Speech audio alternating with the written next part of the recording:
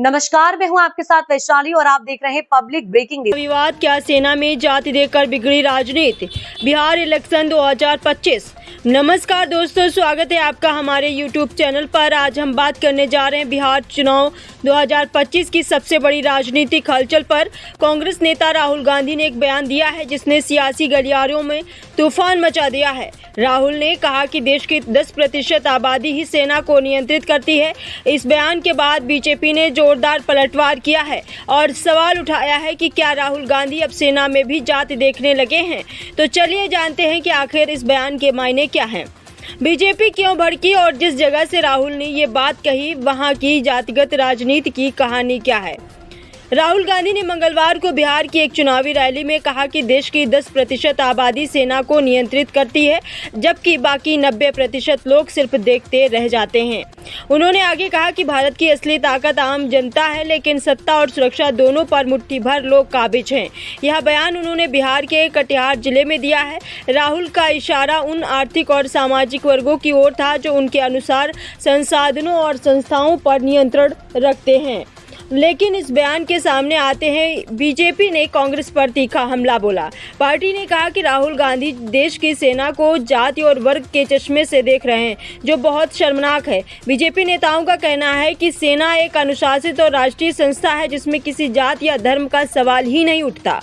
राहुल के बयान पर बीजेपी प्रवक्ताओं ने तुरंत प्रेस कॉन्फ्रेंस की। उन्होंने कहा कि राहुल गांधी लगातार देश की सेना का मनोबल गिराने वाले बयान देते हैं। बीजेपी के आईटी सेल प्रमुख अमित मालवीय ने सोशल मीडिया पर लिखा कि राहुल गांधी को देश की सेना का कोई सम्मान नहीं। कभी वो सर्जिकल स्ट्राइक पर सवाल उठाते हैं, अब कह रहे हैं कि सेना को 10% आबादी नियंत्रित करती है। ये देशद्रोह की हद है। वहीं केंद्रीय मंत्री अनुराग ठाकुर ने कहा कि राहुल गांधी को पहले सेना की संरचना समझनी चाहिए। सेना में हर वर्ग, हर राज्य और हर धर्म के जवान हैं जो देश के लिए अपनी जान न्यौछावर करते हैं।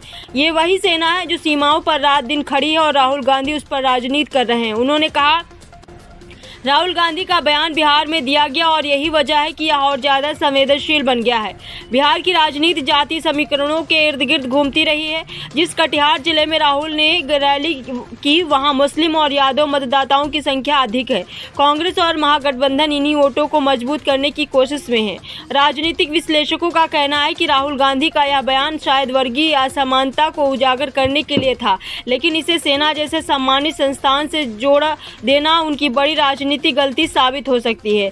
बिहार में एनडीए इसे राष्ट्रवाद बनाम विभाजनकारी सोच के रूप में पेश की पूरी कोशिश करेगा। अगर तथ्यों की बात करें तो भारतीय सेना में देश के लगभग हर राज्य, धर्म और जाति के लोग शामिल है। भारतीय थल सेना में कुल 12 लाख से ज़्यादा सैनिक और इनमें किसी प्रकार का जाति विभाजन नहीं है। हालांकि कुछ रेजिमेंटें ऐतिहासिक रूप से खास समुदाय से जुड़ी रही हैं, जैसे सिख रेजिमेंट, राजपूताना राइफल्स या गोरखा रेजिमेंट, लेकिन यह परंपरा ब्रिटिश काल से चली आ रही है और अब आधुनिक भारतीय सेना पूरी तरह समान अवसर पर आधारित है।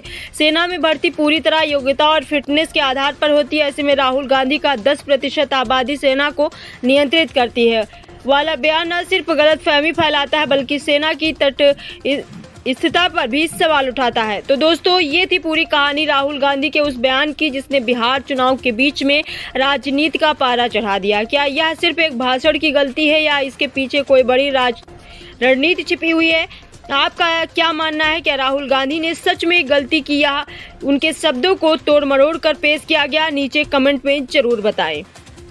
ऑल इंडिया रिपोर्टर व ब्यूरो चीफ बनने का सुनहरा मौका। जुड़ने पर मिलेगा media ID card, authority letter और परफॉर्मेंस सर्टिफिकेट। अभी जुड़े, व्हाट्सएप करें 9795303333। अगर आपको हमारी ये वीडियो पसंद आई हो तो चैनल को लाइक, शेयर एंड सब्सक्राइब जरूर करें।